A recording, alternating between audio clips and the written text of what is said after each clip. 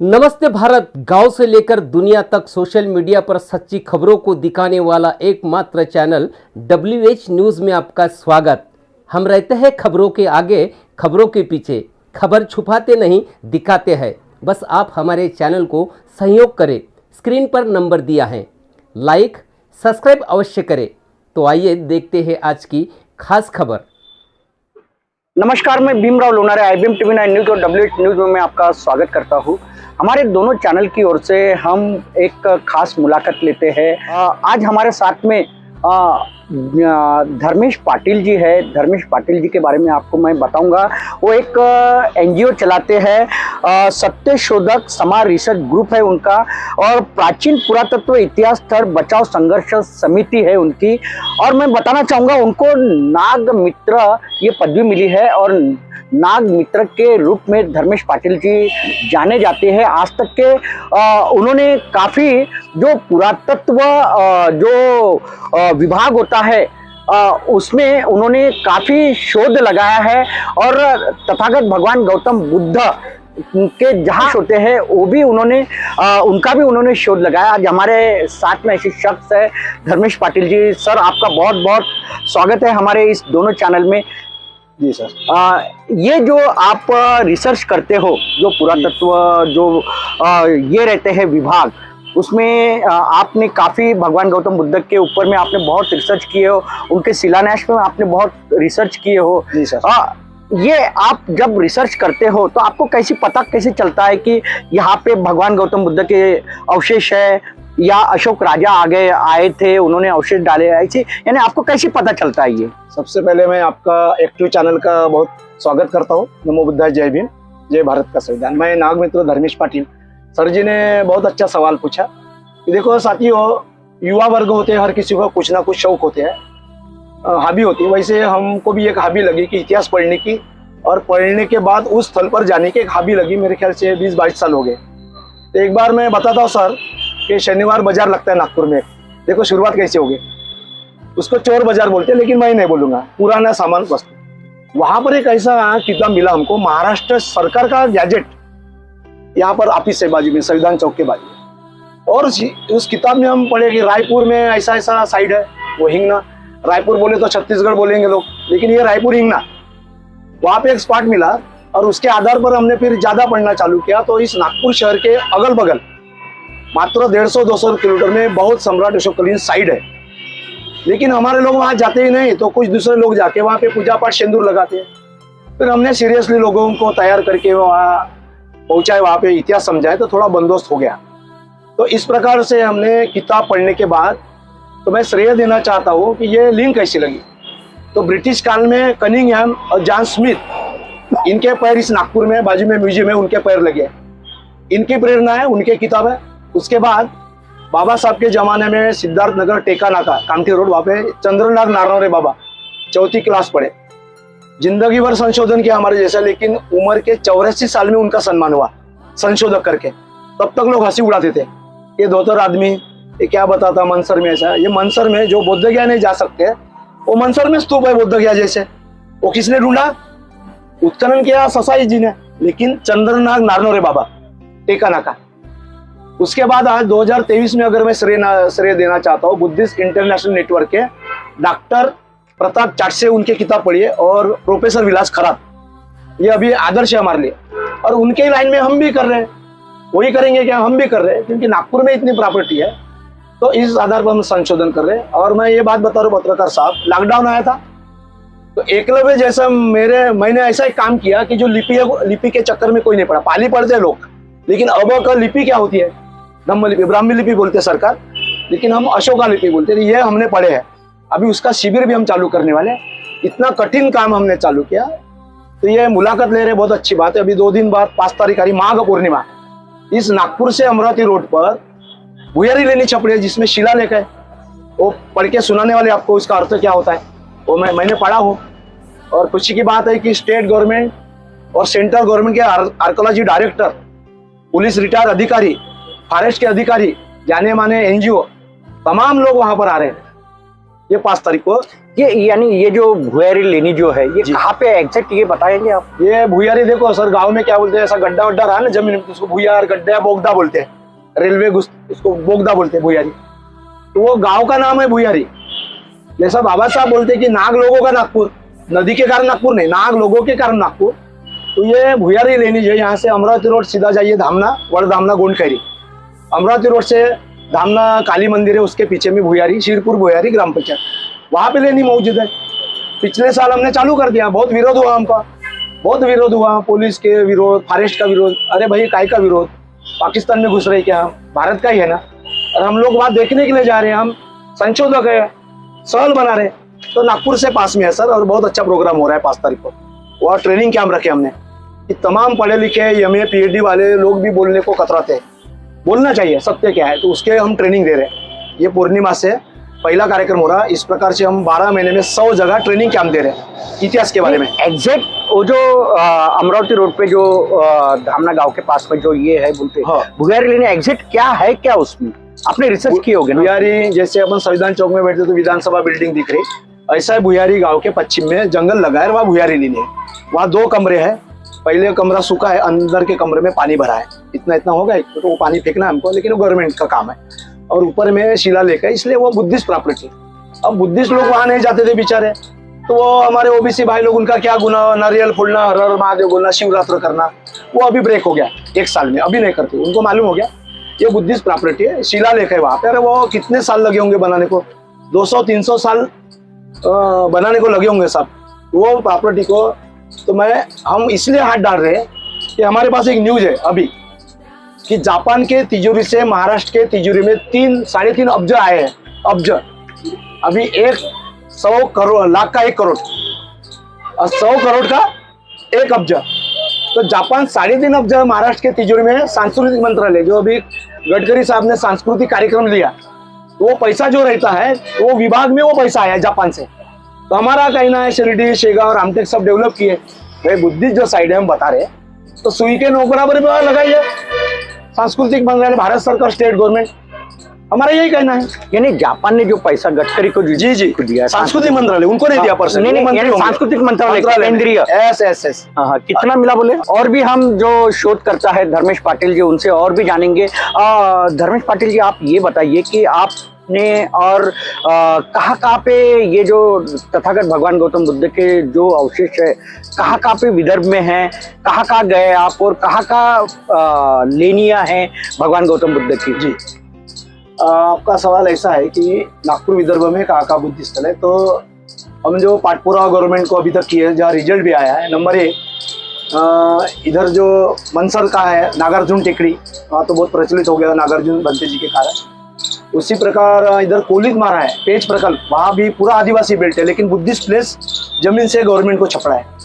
उसके बाद नागभीड़ में तो हमारे कारण देवटक, वहाँ पर सम्राट अशोक का शिलालेख यहाँ रखा है बाजू में, तो वहाँ पर भी हमारे कारण गवर्नमेंट ने बोर्ड लगाया। देवटक नागभीड़ से दूर जाना पड़ता। अभी ब्रह्मपुरी शहर में ही तहसील कार्यालय बनाते हुए बुद्धिस्ट प्लेस निकला है अभी इस महीने में। और आरमोरी रोड पर ब्रह्मपुरी से आगे उदापुर स्तूप है, लेकिन वो ग्राम पंचायत ने वो स्तूप के ऊपर गाँव बनाया, पानी की टंकी बनाए, जबकि गवर्नमेंट ने उत्खनन किया था। तो उनका काम है बोर्ड लगाना और गवर्नमेंट को बताना पब्लिक को, वो एक हमारे यहाँ से काम हो रहा। भिवापुर ये बुद्धकालीन रानीपुर नगर है, अभी कुछ साल पहले भिवापुर हो गया। वहां पर बैल बाजार में विरासत है ईसासनी जैसी।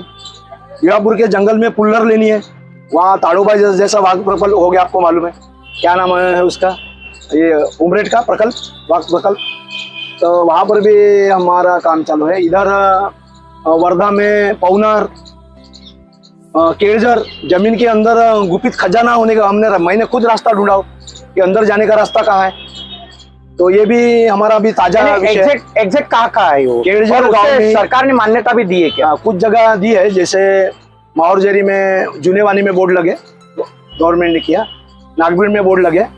पौनी जो दावा कैसे किया, लेकिन आपने दावा किस प्रकार से दावा किया कि ये भगवान गौतम बुद्ध की अवशेष है? देखो, हम ही संशोधन कर रहे, ऐसे बात नहीं। मैंने शुरू में नाम लिया कि अंग्रेज काल में जॉन स्मिथ, कनिंघहैम, और 7वें शतक में चीनी प्रवासी ह्यूएन त्सांग, ये जो प्रवासी वर्णन उन्होंने लिख के रखा वो किताब मटेरियल अभी आ रहा है धीरे धीरे, आपके जैसे मेरे अभ्यासक लोग, तो हमारा पढ़ने का जो जरिया है, नजरिया, उसके आधार पर हम खुद जाते वहां पर कि है कि नहीं। यानी ये कौन सी किताब है जिसमें आपको ये सब माहिती मिली और आपने इसका शोध भी लगाया है? ऐसा महाराष्ट्र शासन का गैजेट क्रमांक 1 इधर किताब मिलता है गवर्नमेंट प्रेस में, वो एक है महाराष्ट्र शासन का गैजेट 1 इतिहास।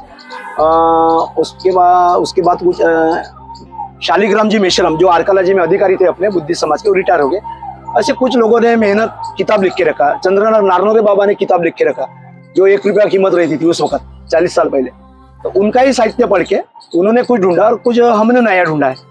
तो ये पढ़कर ही जिन्होंने कुछ काम किया उसके आधार पर हम अभी, उन्होंने सिर्फ लिख के रखा है करके, अभी हमने बोला ये गवर्नमेंट का काम है, PWG जैसा आर्कोलॉजी का काम है, आर्कोलॉजी सर्वे ऑफ इंडिया और स्टेट, ये दोनों गवर्नमेंट के ऑफिस नागपुर में है और बड़े शानदार हमारा वो इज्जत करते वहां जाने के बाद। उनको मालूम है कि ये अभ्यासक लोग हैं, तो इसी के कारण वो डायरेक्टर लोग 5 तारीख को इधर भुयारी आ रहे, तो किसी ने काम करके रखा है, उसके आधार पर ही हम कर रहे हैं। धर्मेश पाटिल जी, आपको आपकी पहचान तो वैसे ही शोधकर्ता करके बहुत यानी जाने पहचाने हो आप शोधकर्ता करके। आपने ईसा सनी जो है हिंगना के करीब है वो ईसा सनी में भी भगवान गौतम बुद्ध की कुछ लेनियां मिली है ऐसे भी कहा जा रहा है। पत्रकार साहब वो भगवान बुद्ध से संबंधित नहीं है। जैसे कि 14 अक्टूबर बाबा साहब ने नागपुर में दीक्षा दिया, एक बहुत जोरदार भाषण दिया बाबा साहब ने 15 तारीख को, लोग पढ़ते नहीं, और बाबा साहब ने गलती भी कबूल किया कि मेरे हाथ से गलती हो गई। बाबा साहब बोल रहे हैं कि आज का कार्यक्रम कल होना था और कल का कार्यक्रम आज होना था, मतलब दीक्षा का कार्यक्रम 15 को होना था और जो मैं इतिहास भाषण दे रहा हूँ वो 14 को होना था, ये बाबा साहब बोल रहे हैं। तो बाबा साहब का भाषण क्या है, नाग लोग, आप कौन है, 7 लाख लोग है, आप कौन हो, तो नाग लोग बोला। और नागपुर में दीक्षा की हुई ये बाबा साहब ने वामन दादा गोडबोले के कारण इतिहास समझाया 7 लाख लोगों को। तो भगवान बुद्ध जब चारिका की तो नाग लोगों ने धम्म को लिया और दुनिया में गए वो धम्म फैलाने। ऐसे नाग लोगों का दबा हुआ इतिहास आगे लाने के लिए मैंने धम्म दीक्षा दी। ऐसे बुद्ध का नहीं, नाग लोगों के जो समाधि स्थल है पाली भाषा में चैत्य स्तूप, सर अपन बुद्ध को बोलेंगे तो लोग या सरकारी लोग टारगेट करेंगे, वो बुद्ध का नहीं है, बुद्ध के काल के नाग लोगों के चैत्य समाधि है। तो हमारा इतिहास हो गया ना, यानी ईसा सनी में ऐसा पूरे भारत में है, ये सबसे बड़ा है, यानी नाग लोगों का है, नाग लोगों के चैत्य समाधि। और कितने हैं अभी हम 5-6 फुट के दूल्हा दुल्हन, वो 7 फुट 8 फुट ऐसे मानवीय कंकाल मिले वहां पर। हमारे पास चीजें है, वो मांग रहे लोग बिकल, लेकिन हम देने वाले नहीं है।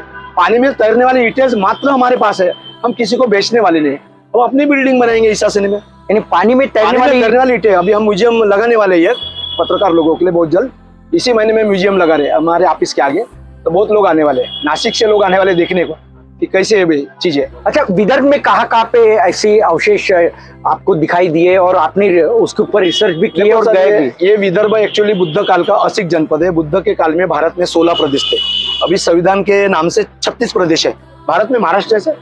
लेकिन बुद्ध के काल में जो हमारा प्रदेश है ये असिक जनपद 16 प्रदेश है, जिसका सेंटर कुई मांडूर अड़म में हमको जाना है, किला है, वहां पे स्तूप है।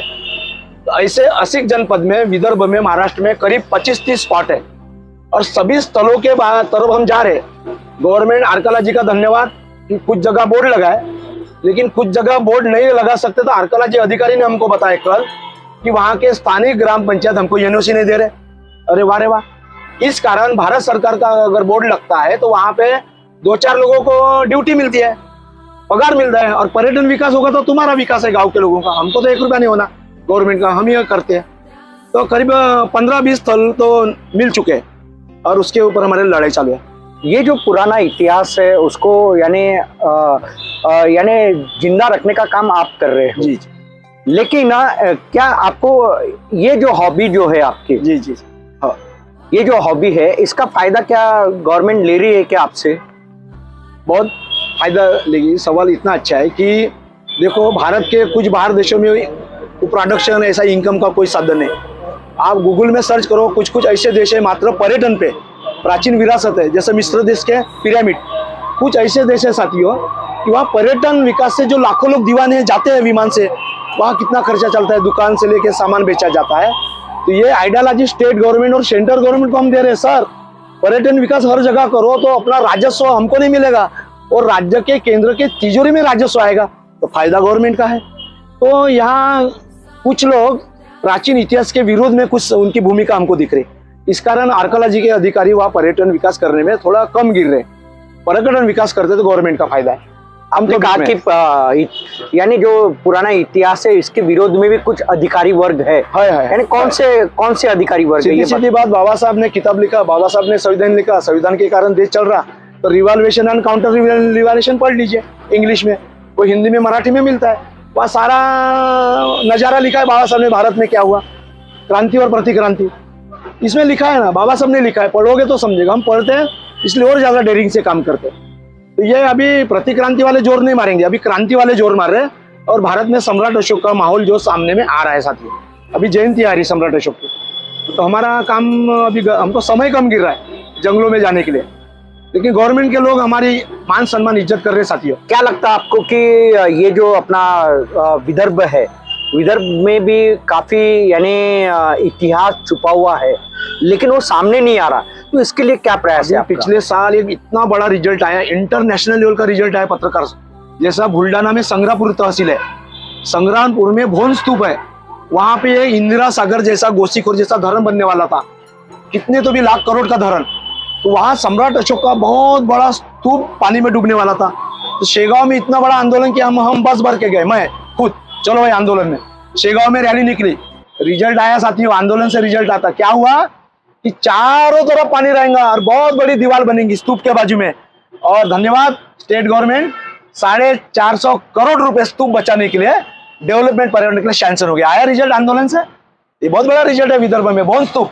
चलो हमारे साथ ट्रिप निकाल रहे हम बुल्डाना। ये जो नागपुर में ये एक अजब बंगला करके बोलते हैं जी, जहाँ पे यानी जो इतिहास है, पुराना इतिहास है, वो अजब बंगला में है।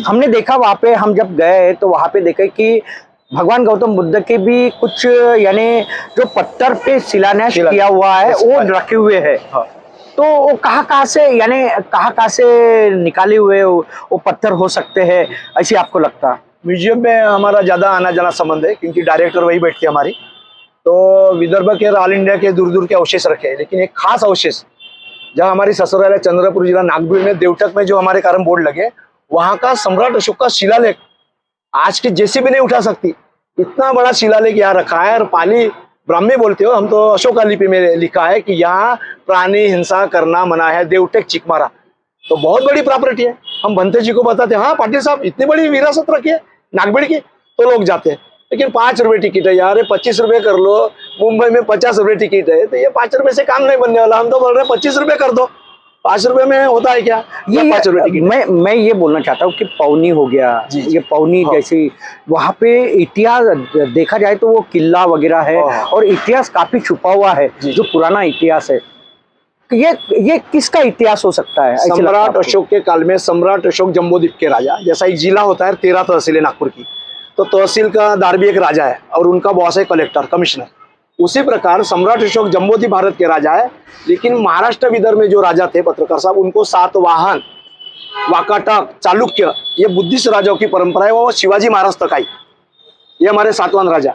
उसमें क्षत्रिय भी, राणा प्रताप जो अभी तक ऊंचे नहीं, वो क्षत्रिय मूल निवासी बहुजन हमारे वंशज है, राणा प्रताप, ये शिवाजी महाराज का भोसले वंशज है ना, ये सातवाहन और नागवंशीय राजे हमारे लोग हैं, तो इनकी ये विरासत है, ये चलती आई है, ये विरासत खत्म नहीं हुई, आज भी चल रही है, उनके वंशज जिंदा है, पूरे स्टेट में जिंदा है। वो जो किला वगैरह है पौनी का, तो ये बताया सम्राट अशोक के बाद जो सातवाहन राजा थे, इनके विदर्भ से पौनार, पौनी से राजपाट चलता था, ध्यान में रखना, और अड़म, कुई मंडल, ये 3 सेंटर थे, पौनी, कुई मंडल, अड़म और पौनार, सातवाहन राजाओं के सेंटर, नेशनल लेवल के राजा ये, और इंटरनेशनल लेवल के ये हमारे जैसे प्रचारक भेजते थे बनते जी को।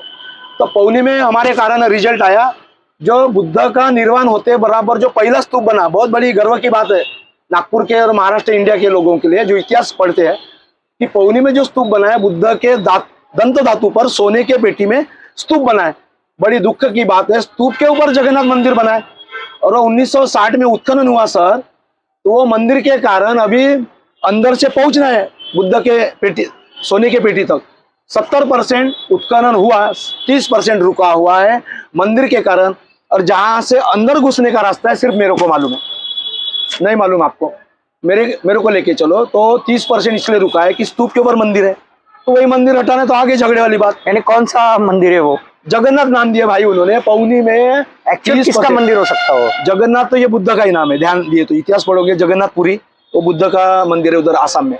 तो नाम हमारे ही देते हो, लेकिन अपना पूजा पाठ करते। तो वो स्तूप में 30% उत्खनन रुका हुआ है, लेकिन एक रिजल्ट है आपके लिए, हमारे लिए खुशी की बात है कि भारत सरकार का बोर्ड हमने वहां लगाया है। सर, लोग जाते थे बुद्ध का स्तूप, बुद्ध का, अरे जाते हो आते हो, लेकिन ये भी करो ना काम।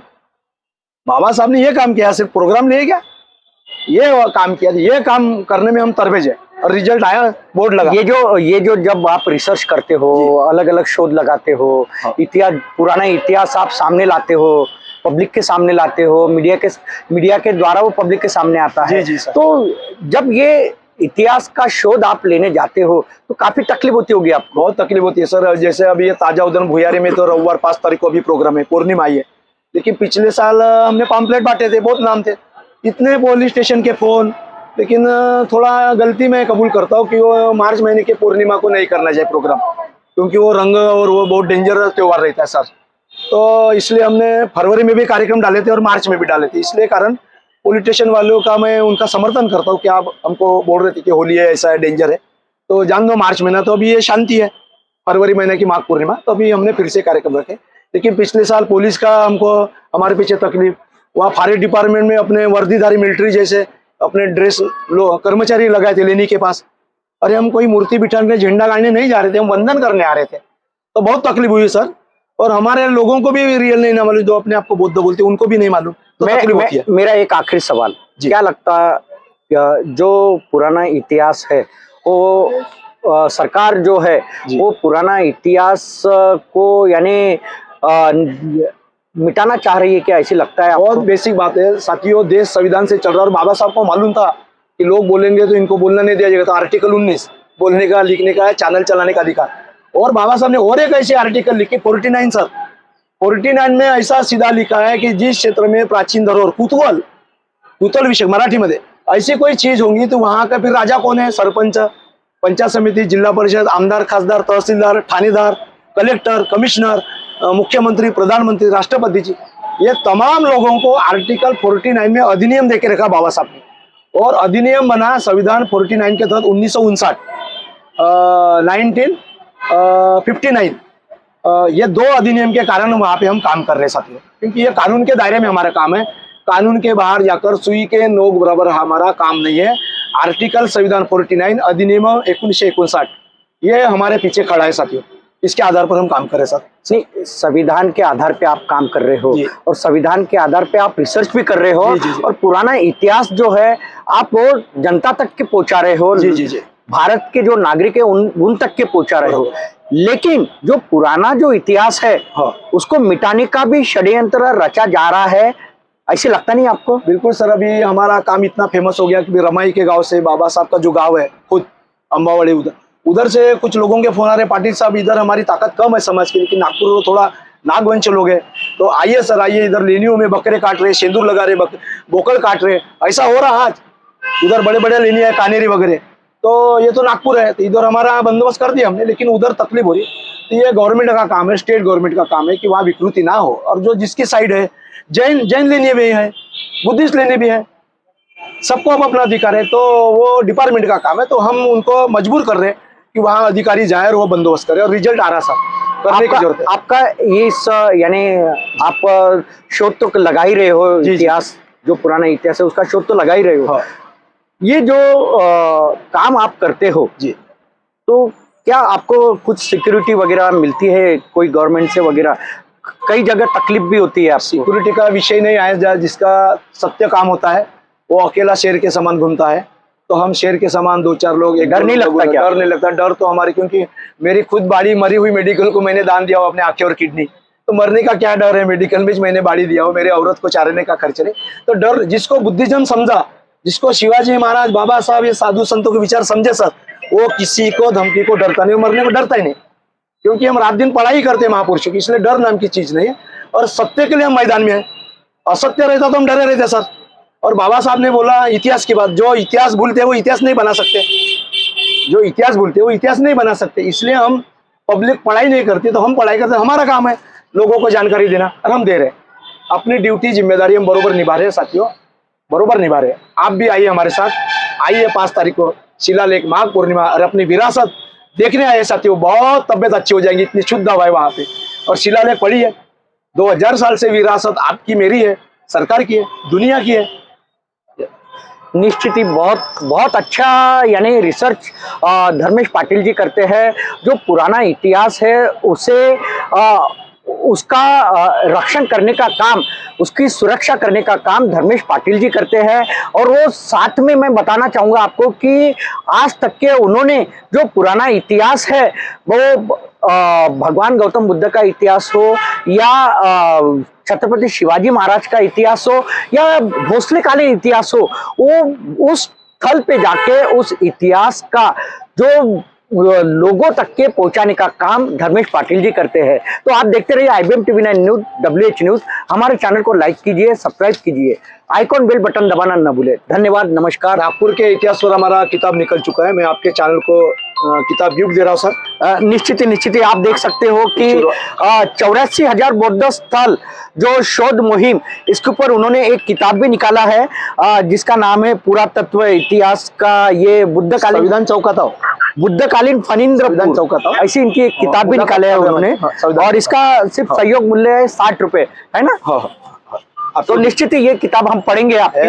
और धन्यवाद दोस्तों, आपने खबर देखी, आपका शुक्रिया। तो यह थी आज की खास खबर। कल फिर मिलेंगे खास खबर के साथ। तो हमारे चैनल को लाइक, सब्सक्राइब करें। खबरों के नोटिफिकेशन के लिए बेल आइकन दबाएं। तमाम खबरों के लिए www.whnews.in पर भेंट दें। हाँ, ज्वाइन बटन पर जाकर हमारे चैनल के सदस्य बनें और हमें आर्थिक सहयोग करें। धन्यवाद।